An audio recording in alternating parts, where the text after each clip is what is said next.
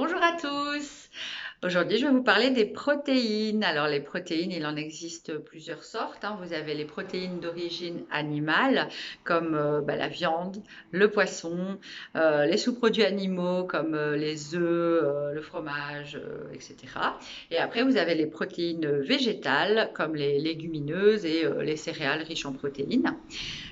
Donc, ce qu'il faut savoir, c'est que les protéines sont importantes pour leur apport en acides aminés essentiels. Donc, comme leur nom l'indique, ils sont essentiels et on en a vraiment besoin pour l'équilibre de notre organisme.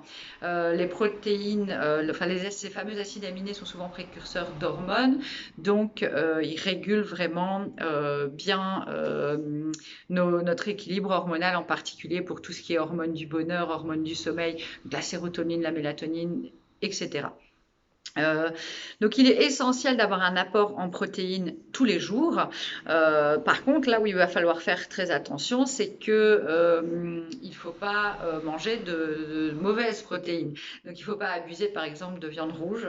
Oui, c'est une réalité, hein, la viande rouge, on doit normalement se limiter à 3 fois par semaine.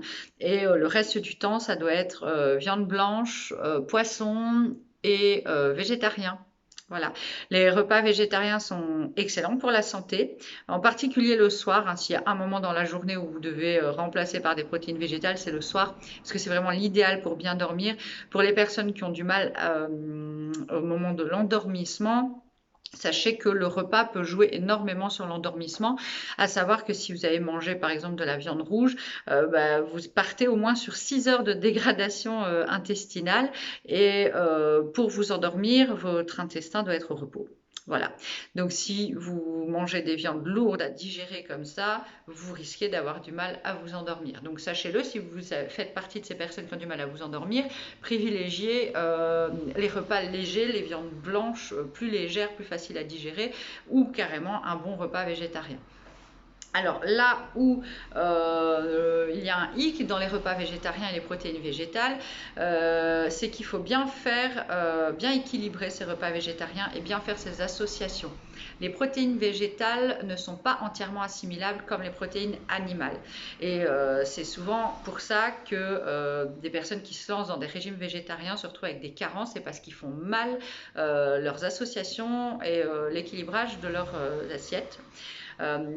Alors, la petite astuce toute simple, c'est que dès qu'on part sur une protéine végétale, légumineuse, pour qu'elle soit entièrement assimilable, il suffit de l'associer avec un féculent. Donc par exemple, pois chiches, pommes de terre ou pâtes lentilles.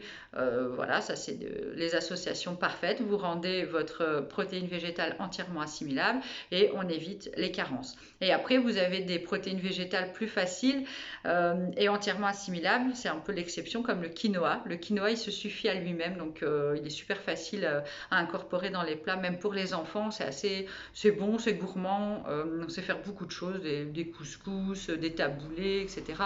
Le quinoa, c'est vraiment facile à introduire dans l'alimentation. Et pour le soir, c'est vraiment parfait. Voilà, on a fait le petit tour sur les protéines. Et puis, n'hésitez pas si vous avez des questions. Et je vous dis une bonne soirée et à bientôt.